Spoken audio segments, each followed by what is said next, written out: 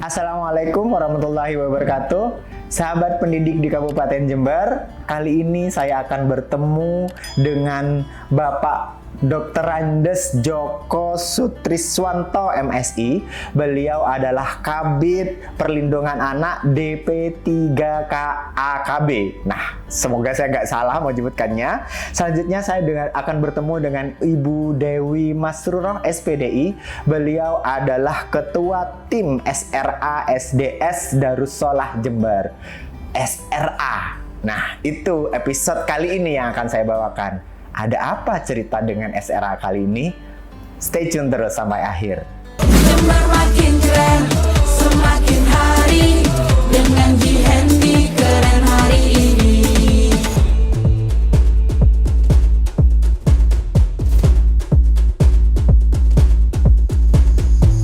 Apa kabar Pak Joko? Apa kabar Bu Dewi? Alhamdulillah sehat. Ini perdana ya Pak, kita ketemu kali Alhamdulillah, ini di ya.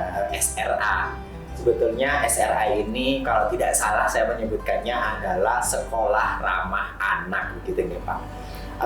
Pak Joko, sebetulnya kenapa sih muncul Sekolah Ramah Anak gitu ya?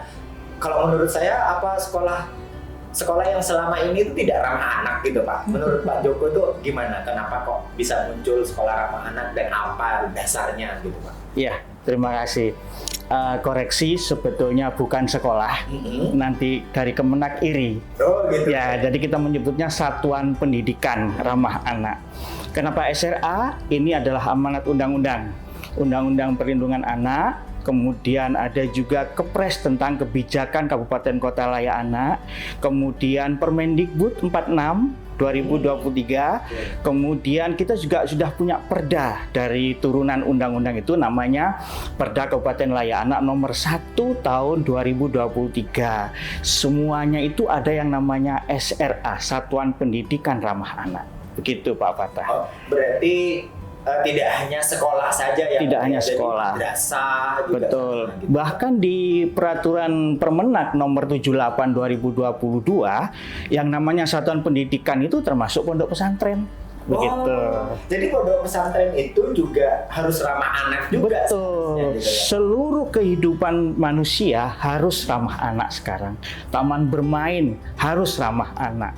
Terminal harus ramah anak. Semuanya harus ramah anak. Karena ada Undang-Undang Perlindungan Anak. Begitu. Jadi Pak, ini semakin asik ya rasanya. Kok tiba-tiba sekarang ada ramah anak semuanya gitu ya Pak ya. Apalagi saya dengar kabar juga Kabupaten Jember menjadi kabupaten layak anak. Sekarang tingkatannya kalau nggak salah Nindya ya Pak ya? Nindya. Nah, gini Pak, kenapa sih dan apa sih indikator gitu ya Pak? Satuan Pendidikan Ramah Anak itu apa sih Pak? Indikatornya itu apa? Satuan Pendidikan Ramah Anak itu adalah bagaimana suatu satuan pendidikan, sekolah, madrasah, pondok pesantren harus ramah anak. Yang namanya ramah anak itu meliputi 6 komponen. 1, kebijakan.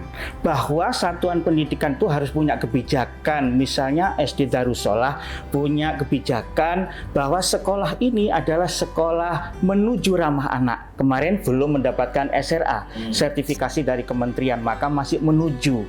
Nah, kenapa menuju? Karena ada persyaratan-persyaratan, ada metrik yang harus dipenuhi di sana. Kalau dari kementerian kita menyebutnya borang. Nah, dari situ kemudian kita menjadi sekolah yang mempunyai kebijakan tentang SRA, Satuan Pendidikan Ramah Anak. Yang kedua, dari segi kebijakan bisa jadi tata tertib. Tata tertib selama ini mungkin dibuat oleh kepala sekolah dan atau perwakilannya, komite sekolah kah, orang tua kah, begitu. Nah, ini harus melibatkan semua komponen di dalam warga pendidikan itu, baik itu wali murid, baik itu murid, kemudian komite. Kalau ada dunia usaha di sana, misalkan Darussolah kerjasama dengan es krim, maka harus ada komitmen, tanda tangan, MOU dan sebagainya, maka di situ dibolehkan. Kalau ada satpam suruh tanda tangan. Kalau ada Bu Kantin, Pak Kantin, suruh tanda tangan sana. Pokoknya semua harus ramah anak. Misalnya kantinnya tidak boleh berjualan dalam tanda kutip misalnya cilok. karena tidak menyehatkan. Maka di situ harus ada komitmen dari semua warga. Itulah maka kita dorong untuk menjadi Kabupaten Layak Anak. Salah satu syaratnya adalah SRA. Semua sekolah kesatuan pendidikan harus SRA. Kalau tidak bisa SRA, menuju SRA begitu. Berarti selama ini nih sekolah-sekolah itu setidaknya minimal harus menuju SRA dulu gitu ya Pak ya. Tadi salah satunya adalah kebijakan Pak yang paling mencolok gitu Pak, yang misalkan nih dalam yang bisa dilihat lah secara kasat mata gitu ya Pak ya. Apa sih Pak yang membedakan sekolah menuju ramah anak atau satuan pendidikan ramah anak sama yang belum gitu Pak? Salah satunya itu apa Pak? Ya, kalau kita lihat dari komponen, ada 6 komponen tadi. Satu kebijakan, yang kedua tentang tenaga pendidiknya, sama tenaga kependidikan, tendik ya. Itu juga harus mengenal yang namanya KHA, Konvensi Hak Anak, dan Satuan Pendidikan Ramah Anak SRA sendiri. KHA intinya adalah bahwa segala sesuatu kepentingan terbaik bagi anak. Misal nih, zaman saya dulu kalau diumumkan sama Bapak Ibu guru, si A dapat 70, si B 80, si C 50, nggak ada masalah. Zaman sekarang yang katanya nih gen Z itu adalah gen stroberi yang gampang mengkerut. Nah itu, nah ini bisa mempengaruhi nanti anaknya murung di dalam ruangan, di dalam kamarnya dia mikir. Nah ini harus kita hindari. Maka di akhir-akhir ini kan tidak ada ranking. Nah salah satunya itu. Oh, berarti itu juga sekolah ramah anak atau satuan pendidikan ramah anak ini juga menjaga sekali mental health ya kalau anak-anak sekarang menyebutnya gitu ya Pak ya. Baik Pak. Selain itu Pak, terus apa sih yang harus dilakukan sekolah nih Pak gitu ya? Oke, misalkan ada salah satu sekolah teman-teman kita misalkan gitu ya Pak ya di satuan pendidikan di Kabupaten Jember ini ingin menuju gitu Pak. Itu konsultasinya langsung dengan kantor Pak Joko sendiri atau bagaimana Pak? Dengan kita DP3AKB, Dinas Pemberdayaan Perempuan, Perlindungan Anak dan KB Pak Fatah gitu. DP3AKB. Iya, siap. Berarti kepala sekolah bisa langsung ke sana untuk berkonsultasi gitu ya. Terima kasih. Selanjutnya saya dengan Bu Dewi. Ini Bu Dewi sebagai ketua tim gitu ya, sebagai ketua tim menyebutnya ketua tim SRA gitu ya Bu ya. Langkah awal apa sih Bu yang dilakukan oleh SDS Darussolah ini untuk menuju satuan pendidikan ramah anak Bu? Kalau boleh sedikit cerita sih sebenarnya ya awalnya itu kita ditunjuk oleh Diknas sendiri melalui Bu Endang, waktu itu masih jadi Kabid TK SD itu kita ditunjuk untuk awalnya sih dari kita itu adalah sekolah Adiwiyata. Nah, salah satunya adalah sekolah Adiwiyata, salah satunya. Nah, dari situ kita akhirnya ditunjuk melalui Bu Endang tersebut menjadi sekolah SRA. Nah, untuk menjadi sekolah SRA itu salah satunya adalah melalui proses BIMTEK dulu kita jadi. Nah, jadi kita disuruh ke Diknas pada saat itu, kalau nggak salah pada saat itu tanggal 7, tanggal 8-nya kita langsung BIMTEK. Jadi ada BIMTEK, KHA dan SRA, jadi langsung ini. Jadi tanggal 8-nya itu kita langsung BIMTEK, SRA dan KHA itu 8, 9, 10. Jadi semua Dewan Guru beserta karyawan harus diwajibkan ikut dan alhamdulillah semua sudah tersertifikasi untuk menjadi sekolah SRA. Jadi itu sebuah prasyarat untuk menjadi sekolah SRA awalnya. Yang waktu itu membimtek sekolah Darussolah ini siapa Bu? Dari fasilitator nasional. Oh gitu. Berarti Pak ini kan ada kerjasama ya, jadi antara DP3AKB dengan Dinas Pendidikan mendatangkan fasilitator ini begitu ya. Fasilitator nasional ini didatangkan gitu Pak. Itu misalkan nih di tahun ini gitu Pak, ada banyak kepala-kepala sekolah ya di satuan pendidikan yang ada di Kabupaten Jember ini untuk mau menuju ke sana, berarti yang mengkoordinir ini Dinas Pendidikan dulu begitu, terus nanti disampaikan ke DP3 AKB, terus baru nanti ada BIMTEK ini gitu ya Pak. Jadi memang kita BIMTEK-nya memakai 2 anggaran. Yang satu murni dari APBD. Nah, ini kita dibantu oleh BKP SDM, kalau dulu BKD. Nah, kemarin kita sudah membimtek kurang lebih 20 sekolah setingkat SMP, masing-masing 2 orang. Karena persyaratan untuk menjadi satuan pendidikan itu harus minimal 2 orang begitu. Yang kedua bisa dari Dinas Pendidikan sendiri dan kami dari APBD begitu. Nah, yang kedua dananya adalah swadaya seperti SD Darussolah, kemudian TK Al Amin juga sudah BIMTEK dengan mandiri, dan SMPN 7. Kami siapkan mereka sesuai dengan tingkatannya. TK Al Amin mewakili TK, kemudian SMP mewakili SMP, tetapi yang diambil oleh pusat adalah SD Darussolah mewakili. Ini luar biasa ya Bu ya. Jadi sudah tersertifikasi dan sudah mendapatkan standarisasi sekolah ramah anak, satuan pendidikan ramah anak begitu ya Bu Dewi ya. Baik, selanjutnya Bu Dewi, apa yang dilakukan ini ya akhir sekolah ini untuk menjadi sekolah ramah anak akhirnya gitu ya Bu ya, selain gurunya di BIMTEK, terus apa lagi Bu? Terus fasilitas apa yang mendukung di sekolah Bu Dewi ini akhirnya menjadi satuan pendidikan ramah anak ini Bu? Kalau kita itu memang sebenarnya ya sebelum jadi terstandarisasi itu awalnya, jadi setelah mulai proses BIMTEK itu tadi, kita itu juga nggak nyangka ya, ternyata kita juga dipilih untuk jadi salah satu jenjang sekolah dasar dari Jember satu-satunya yang mengikuti terstandarisasi di nasional. Nah, itu pun prosesnya dari BIMTEK itu bulan Februari, Maret itu kita ikut standarisasi itu. Itu pun hanya dari waktunya hanya sebentar sih sebenarnya itu. Setelah itu ada 2 tahapan ya, tahapan itu melalui tahap evaluasi mandiri ada 2 tahap, yang akhirnya nanti setelah itu kita di bulan Maret itu evaluasi mandiri 2 kali, kita jadi ngirim kayak file dokumen gitu, ada borang-borang yang harus kita isi dikirim. Nah, setelah itu di bulan September, kalau nggak salah September, kita itu ada audit lewat via Zoom gitu. Jadi benar-benar diperiksa secara langsung lewat Zoom tersebut, dokumen yang kita kirim, termasuk sarana prasarana yang ada di sekolah, yang semuanya harus terstandarisasi SRA. Nah, jadi termasuk kita di sekolah juga masih, karena prosesnya baru ya, kita juga baru menerima penghargaan secara nasional. Jadi untuk sarana prasarana pun kita juga saling masih membenahi juga gitu loh ya.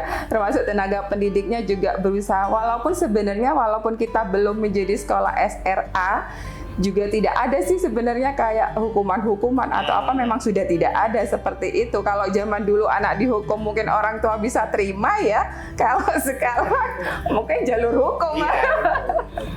Jadi walaupun belum jadi terstandar SRA pun kita sudah tidak seperti itu. Nah, maka ketika kita sudah menjadi sekolah yang terstandar, tentunya kita harus lebih berbenah diri ya, tidak hanya secara fasilitas, tapi mungkin secara implementasi SRA itu sendiri di sekolah harus terus diperbaiki. Dan itu kalau secara administrasi mungkin mudah ya, kita membuat, melengkapi yang harus kita kirim. Tapi kalau implementasi itu yang mungkin agak sulit ya, apalagi anak-anak yang kadang diingatkan tiba-tiba besok berbuat lagi.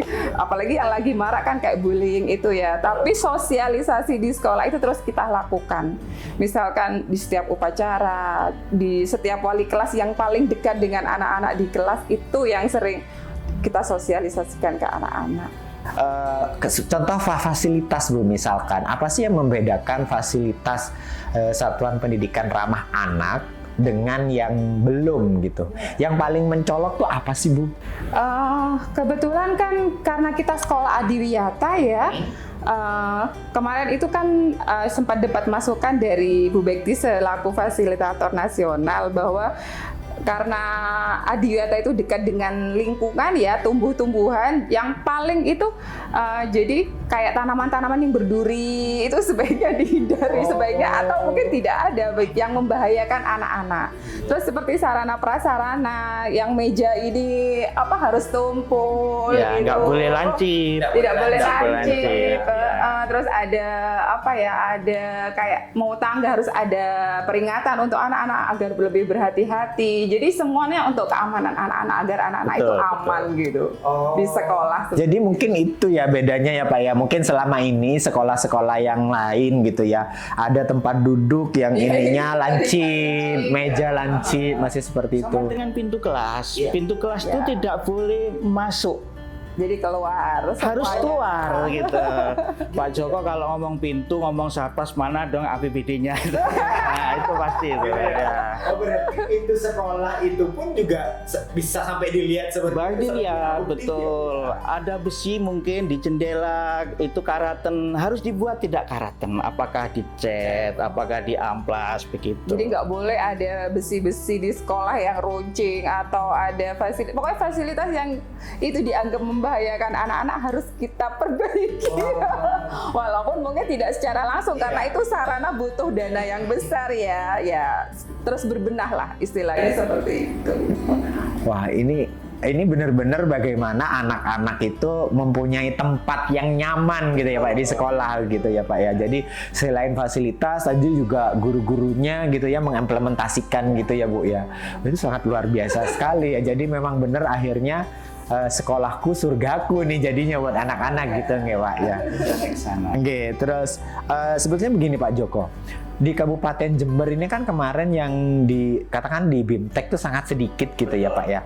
Untuk tahun 2024 ini gitu Pak ya. Misalkan apakah sudah ada anggaran nih Pak untuk guru-guru atau sekolah-sekolah nanti satuan pendidikan yang akan dinaikkan lagi statusnya menuju sekolah atau satuan anak gitu, yang apa sih namanya SRA ini gitu Pak. Itu gimana Pak? Ada nggak atau bagaimana? Apa teman-teman di sekolah itu secara mandiri Pak? Ya. Dari 6.089 data SRA, data satuan pendidikan yang saya punya, mulai dari tingkat TK sederajat, baik di Dinas Pendidikan maupun di Kemenak, kemudian sampai dengan SMA, SLB, SMK, dan sebagainya di bawah cabang dinas, di Jember ada 6.089. Dari jumlah itu yang menuju SRA, tapi belum SRA, karena SRA pengakuan dari pemerintah pusat, itu ada 2.220. Jadi masih sepertiganya kita yang menuju. Nah, ada upaya-upaya dari pemerintah Kabupaten Jember antara lain di BIMTEK oleh BKP SDM. Tahun ini pun kami minta ada anggaran untuk Bapak Ibu guru yang di BIMTEK ke sana. Terus dari Kemenak kemarin kami sudah bersurat, ke cabang dinas kami juga sudah bersurat. Mohon Bapak Ibu gurunya di BIMTEK begitu. Karena kalau anggaran murni dari APBD Kabupaten Jember tidak cukup. Dan juga beda kewenangan. Kemenak tidak boleh kami anggarkan begitu. Begitu juga dengan cabang dinas. Nah, selain usaha-usaha itu kami terus sosialisasi. Salah satunya dari sosialisasi itu kami mendorong Bapak Ibu guru untuk mengikuti BIMTEK mandiri di online di Kementerian Pemberdayaan Perempuan Perlindungan Anak, ada di sana. Ada ya Pak? Ada di pojok kanan tuh ada BIMTEK KHA, BIMTEK SRA dan lain sebagainya Pak. Nah, kan sekarang itu juga di sekolah itu diminta untuk membuat satuan tim penanganan kekerasan gitu ya Pak ya. Nah, itu ada kaitannya nggak ada Pak dengan ini? Karena itu tadi kelembagaan, ada SK-SK di sana. Nah, salah satunya itu. Kalau sudah ada SK-SK, salah satu indikatornya yang 6 komponen tadi kelembagaan udah lolos. Nah, tinggal yang kedua, yaitu tenaga pendidik dan tenaga kependidikan harus KHA SRA, punya sertifikasi. Nah, itu yang kami belum bisa mendorong banyak. Maka saya mohon kepada Bapak Ibu guru semua untuk mengikuti BIMTEK mandiri di Kementerian Pemberdayaan Perempuan Perlindungan Anak begitu. Selain itu Pak, target nih Pak sebetulnya di Kabupaten Jember nih, tadi kan cuman sepertiga ya, sesuai data itu hanya sepertiganya.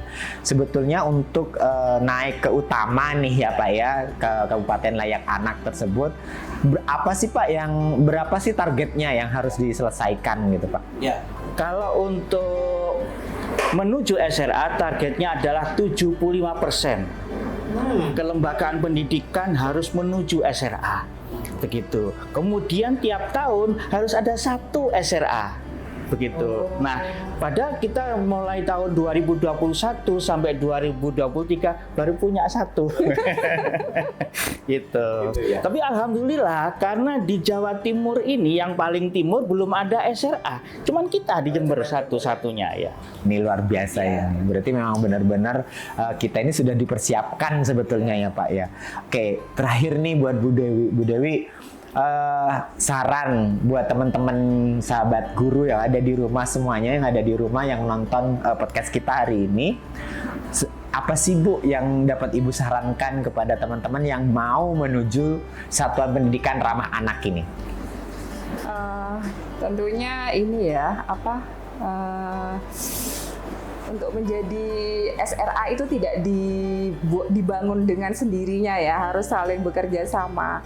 Yang pasti keinginan untuk merubah sekolah itu menjadi lebih baik, terutama untuk anak, supaya anak-anak itu sekolah layak dan aman di sekolah itu ya dimulai dari sekolah itu sendiri awalnya tentunya, dan tentunya didukung nanti dengan adanya BIMTEK, adanya proses yang harus kita ikuti untuk menjadi terstandarisasi seperti itu. Mungkin ada yang saya tambahkan ya Mas. Boleh. Sekaligus ini mungkin menjadi momen buat kita harus mengucapkan terima kasih ke Bapak Joko terutama sebagai dari perwakilan dari DP3 AKB, karena beliau dari awal sampai terstandarisasi beliau mendampingi. Jadi mulai di BIMTEK sampai kita evaluasi mandiri 1, 2 sampai kemarin yang via Zoom online audit itu Pak Joko hadir pokoknya. Jadi saya rasa siap sekolah yang memang ingin terstandarisasi SRA dan ingin meminta bantuan dari DP3 AKB, insya Allah beliau pasti siap membantu. Siap dengan senang hati. Tidak usah diragukan lagi. Karena targetnya banyak loh Bu. Iya, targetnya banyak sekali. Untuk Pak Joko nih, saran apa atau motivasi apa sih Pak yang Pak Joko bisa sampaikan kepada teman-teman pendidik di rumah untuk bisa menjadi sekolah satuan pendidikan ramah anak ini Pak? Ya, Bapak Ibu guru yang saya hormati, dengan satuan pendidikan ramah anak maka kelembagaan sekolah kita itu lebih baik lagi begitu ya, dan aman insya Allah. Karena misalnya dengan ketentuan tata tertib yang selama ini dibuat oleh atau ditandatangani oleh Bapak Ibu Kepala Sekolah dan Komite Sekolah, maka di situ semua sudah tanda tangan perwakilannya, termasuk anak, orang tua, satpam dan sebagainya. Misal ketika ada tata tertib rambut anak laki-laki yang panjangnya lebih dari 5 cm boleh dipotong oleh Bapak Ibu guru, maka di situ dipotong, nggak masalah. Tetapi kalau tidak ada tata tertib yang ditandatangani oleh semua pihak, bisa dilaporkan Komnas HAM. Dan jadi masalah. Jadi yang selama ini seperti di TikTok ramai sekali gitu ya Pak ya, siswanya dipotong rambutnya petal kayak gitu-gitu ya Pak ya, itu nggak bisa kalau misalkan memang aturannya di situ nggak jelas ya Pak ya. Baik. Sepertinya seru ya teman-teman ya kalau seandainya sekolah di Kabupaten Jember ini menjadi sekolah ramah anak gitu ya. Oleh karena itu, sahabat pendidik di Kabupaten Jember, yuk kita sama-sama menuju sekolah atau satuan ramah anak, terutama di Kabupaten Jember. Saya kira pertemuan kita cukup sampai hari ini. Jangan lupa, jika Bapak Ibu guru atau sahabat pendidik semuanya yang ada di Kabupaten Jember ingin sekolahnya menjadi atau menuju sekolah atau satuan ramah anak, silakan hubungi Pak Joko yang ada di DP3 AKB yang ada di Kabupaten Jember. Saya akhiri, wassalamualaikum warahmatullahi wabarakatuh.